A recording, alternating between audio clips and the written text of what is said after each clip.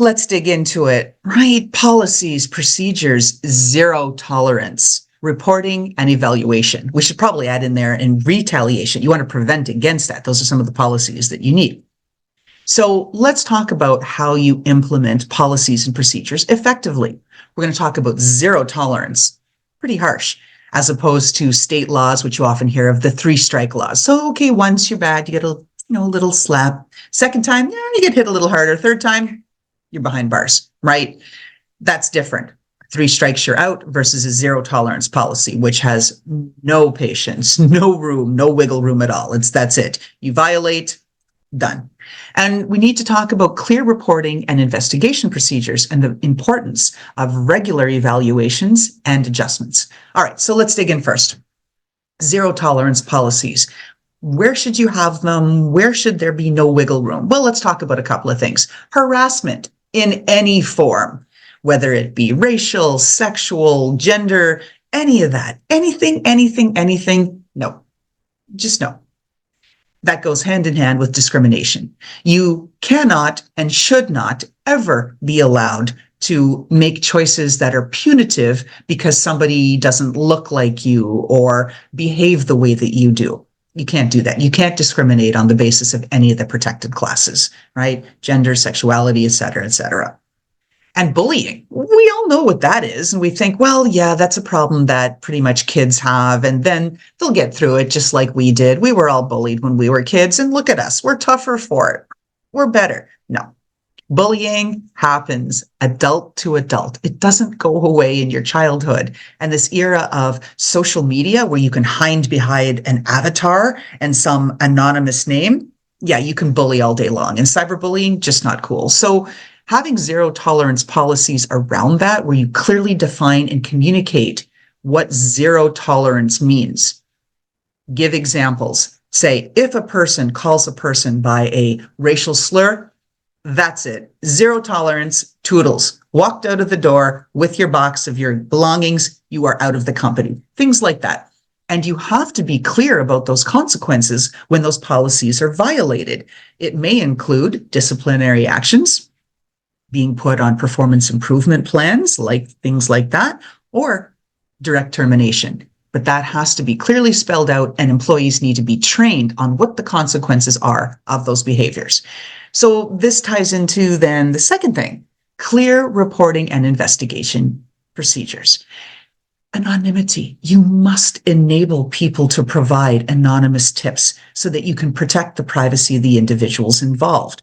Of course, you do have to look into it that if you are getting stories about the same person, same individual, again, you need to act swiftly, then you really need to take action. If something seems out of sorts, did somebody send an anonymous tip that seems like it comes from a place of anger? You've got to dig in deeply. You've got to investigate. And you must ensure confidentiality of all reported incidents. You've got to protect the people that are involved. They're already going through so much churn and emotional, just rawness and discomfort. You've got to protect them. Non-retaliation, you must emphasize that retaliation is absolutely not tolerated for any of those individuals who report incidents in good faith. Here's another thing, regular evaluations and adjustments. I really think that the annual performance review is going by the way of the dodo bird, right? Extinction. People want feedback in the moment. They want it regularly. You don't want to wait till a year later and go, yeah, I remember, what was it at that meeting that, yeah, I think you did a thing. What was it now? Nobody remembers. It's silly.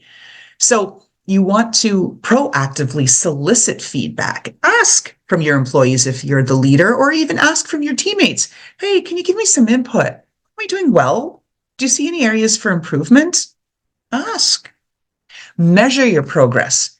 Look at the metrics that you have and see how you are tracking to them. And then also measure the effectiveness of your policies and procedures. Then adapt your strategies, right? Be open to making those adjustments based on the feedback you're collecting and evolving needs. There's all kinds of market drivers changing all the time. So you gotta flex. Be like bamboo, right? Bend. Or in the words of Bruce Lee, be like water. Right? Let it flow. So a few actionable insights. 1, implement clear and comprehensive zero tolerance policies for harassment, discrimination, and bullying. 2, ensure that reporting procedures prioritize anonymity, confidentiality, and non-retaliation. Number 3, regularly evaluate the effectiveness of your policies and procedures by soliciting feedback and measuring progress on them. Annually is a very good cadence to be able to update your policies. You should do that because things change and you need to see if they're working. Finally, here's the last measure that you can take. Be open to making those adjustments to those policies and procedures based on the feedback that you've received from the team about how they're working and then meeting those evolving needs in the market. So here you go. By implementing effective policies and procedures, you can create a safe and inclusive work environment, one that somebody's not saying, that's toxic, right? Establish zero tolerance policies, clear reporting, and investigational procedures. Regularly evaluate and adjust your strategies and policies. That's how you create a culture of accountability and respect.